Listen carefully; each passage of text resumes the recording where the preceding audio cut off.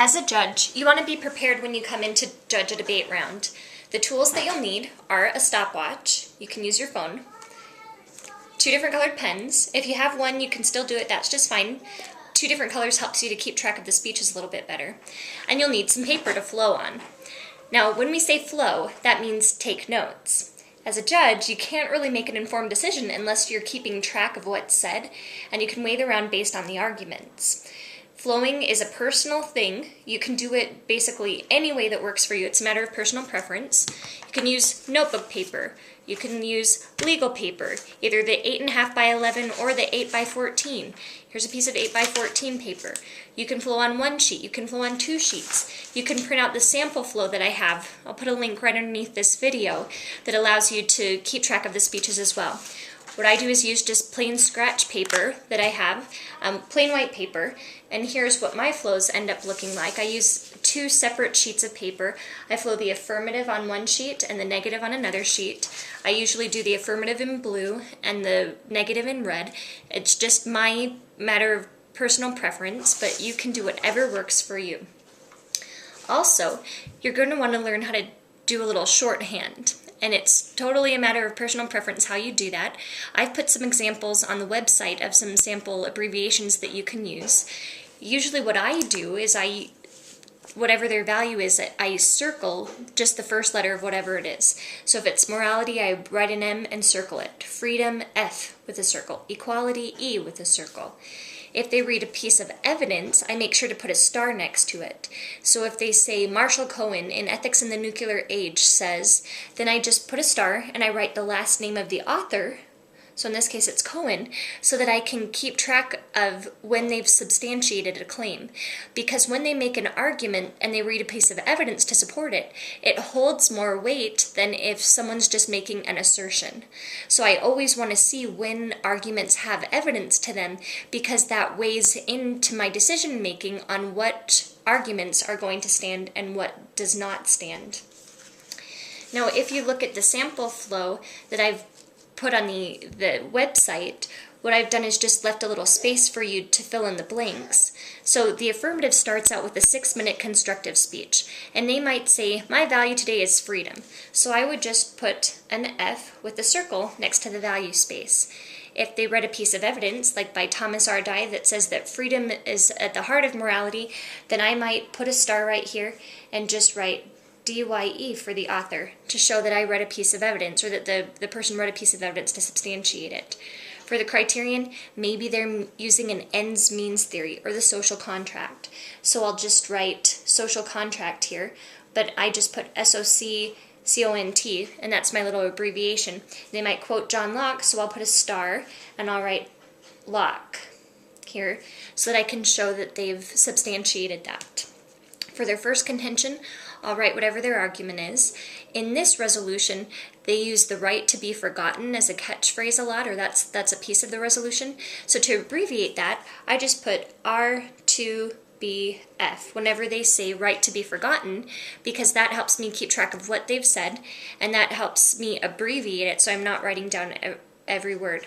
It also helps to eliminate vowels when you're taking notes. But I'm going to write their contention. They might see right to be forgotten is essential to freedom. So I put maybe equals freedom, and I circle it. And then if they read a piece of evidence, then I'll put a star and the last name of the author. I'll do that for the second and third contention. Now, you don't flow cross-examination. That's why there's not a section for cross-examination on this flow chart. But in cross-examination, they may be clarifying terms, or they might say, hey, what was your first contention? So that will give you a chance to fill in the blanks during cross-examination if they're clarifying and asking for pieces to be reread. So you can always fill in the blanks there. Then, additionally, you're going to be using your clock to give hand signals. Now, sometimes they're going to be timing themselves, but you want to be timing it also to kind of keep them honest. So you'll start your timer. You can use a phone, you can use a stopwatch, whatever works best for you. And when they have if we're on the affirmative constructive, when they have 5 minutes left, I'll just hold up 5 fingers. And then when they have 4 minutes left, I hold up 4 fingers. So I'm flowing with one hand, and I'm keeping time signals with the other hand. Then I'll do the same thing for 3, 2, 1. For 30 seconds, I just bend my finger. For 15 seconds, I put it out to the side. And then I do 5, 4, 3, 2, 1, stop. When I hold up the stop, that just means they can finish their sentence. In cross-examination, they can finish asking the question and the opponent can still answer. The opponent can take as much time as they want in answering. It just means they can't ask any more questions after their time is done. Now, after they've cross-examined, and they're going to be taking some prep time. The negative is most likely going to be taking prep time. In LD, they have 4 minutes total, so you would call out the prep time in 30-second intervals, and they might use 1 minute and 30 seconds, which would mean that they had 2 minutes and 30 seconds left before their next speech. They might use 2 minutes, so just keep track of how much prep time they've used and call it out in 30-second intervals. Now, when the negative stands and they start to give their speech, I would flow it down here, at least on this template that I've got on the internet. For me personally, I flow the affirmative on one sheet and I flow the negative on another sheet, but it's a matter of personal preference how you want to do it. So in this one, again, I'd write down their value. They might say progress or freedom of speech, and I would just circle that. And then the criterion, they might use ends, means, and their first contention, second contention, and they may or may not have a third contention. Likewise, on the affirmative, they may only have 2 contentions. They don't have to have 3. I just give you space for 3 in case they do read 3.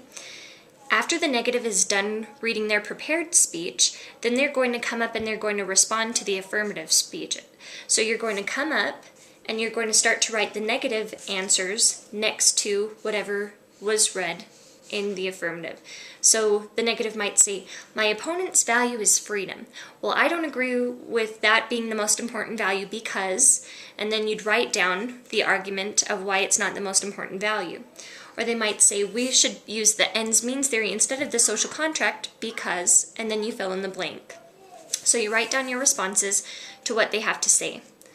Then you're going to put your pen down for cross-examination, or you might fill in the blanks during cross-examination, but you don't have to flow cross-examination. And then after cross-examination of the affirmative, asking questions of the negative, the affirmative may take some prep time. They might take 2 minutes, but again, keep track of it and call it out in 30-second intervals. And then the affirmative is going to go through and they're going to give their responses to everything the negative said.